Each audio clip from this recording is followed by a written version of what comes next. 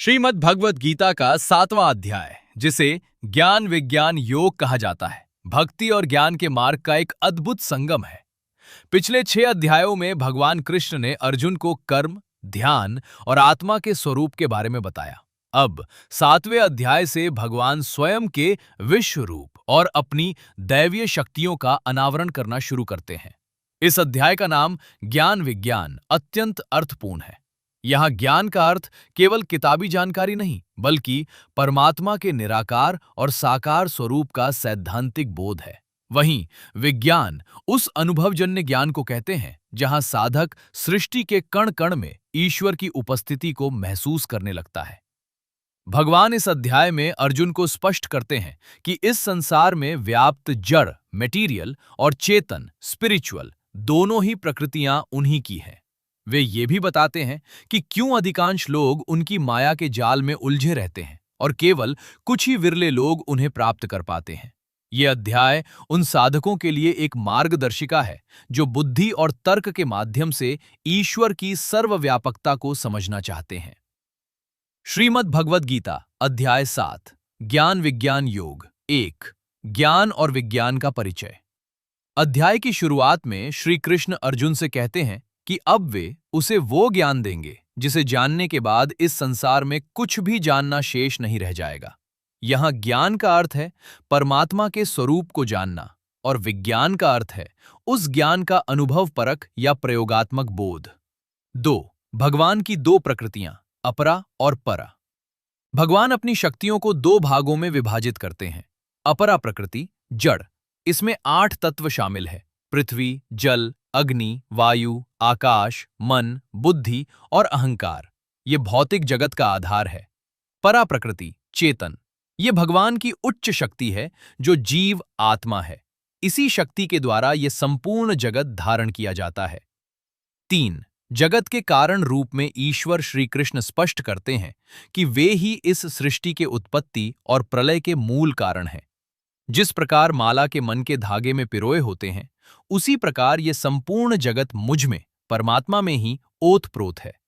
वे अपनी सर्वव्यापकता को इन उदाहरणों से समझाते हैं। जल में रस मैं हूं, चंद्रमा और सूर्य में प्रकाश मैं हूं, वेदों में ओंकार मैं हूं, आकाश में शब्द और पुरुषों में पुरुषत्व मैं हूं। 4 त्रिगुणी माया का प्रभाव। भगवान बताते हैं कि ये संसार सत्व, रज और तम इन 3 गुणों वाली माया से मोहित है। दैवी हेषा गुणमयी मम माया दुरत्यया, अर्थात मेरी ये त्रिगुणमयी अलौकिक माया को पार करना अत्यंत कठिन है। केवल वे ही इसे पार कर पाते हैं जो अनन्य भाव से मेरी शरण में आते हैं। 5 4 प्रकार के भक्त। श्री कृष्ण उन लोगों के बारे में बताते हैं जो उनकी शरण लेते हैं। 1 आर्त, जो दुखी हैं और कष्ट निवारण के लिए पुकारते हैं।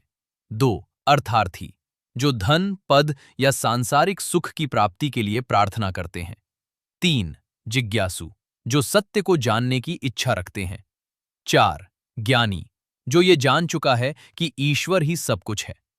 भगवान कहते हैं कि ये चारों ही उदार हैं, परंतु ज्ञानी उन्हें सबसे प्रिय है क्योंकि वह निष्काम भाव से केवल परमात्मा में ही स्थित रहता है। 6 देवताओं की पूजा और फल की प्राप्ति। अनेक मनुष्य अपनी कामनाओं के वश में होकर अन्य देवताओं की पूजा करते हैं। श्री कृष्ण कहते हैं कि उन देवताओं के प्रति श्रद्धा भी मैं ही प्रदान करता हूं और उन देवताओं के माध्यम से भक्तों की इच्छाएं भी मैं ही पूरी करता हूं। परंतु देवताओं की पूजा से मिलने वाला फल नाशवान, अस्थायी होता है, जबकि जो मेरी भक्ति करते हैं वे अंततः मुझे अविनाशी को प्राप्त करते हैं। 7 अज्ञान और भगवान का निराकार। मूर्ख लोग भगवान को केवल एक साधारण मनुष्य या केवल निराकार शक्ति मानते हैं, क्योंकि वे उनके अविनाशी और सर्वोच्च स्वरूप को नहीं पहचानते। भगवान कहते हैं कि वे अपनी योग माया से ढके हुए हैं, इसलिए हर कोई उन्हें नहीं देख पाता। 8 मोह का चक्र और मुक्ति।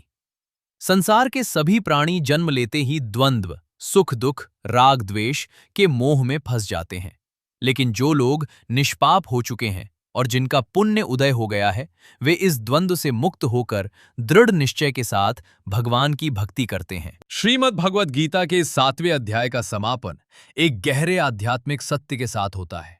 भगवान कृष्ण ने इस अध्याय में स्पष्ट कर दिया है कि उनकी त्रिगुणमयी माया सत्व रज तम अत्यंत शक्तिशाली है, जिसे पार करना मानवीय प्रयासों से लगभग असंभव है। परंतु जो पूर्ण समर्पण के साथ उनकी शरण में आते हैं, उनके लिए ये माया का पर्दा हट जाता है। अध्याय के अंत में भगवान अधिभूत, अधिदैव और अधियज्ञ जैसे सूक्ष्म शब्दों का प्रयोग करते हैं, जो ये दर्शाते हैं कि भौतिक जगत, दैवीय शक्तियां और यज्ञों के फल सब कुछ अंततः श्री कृष्ण में ही समाहित है।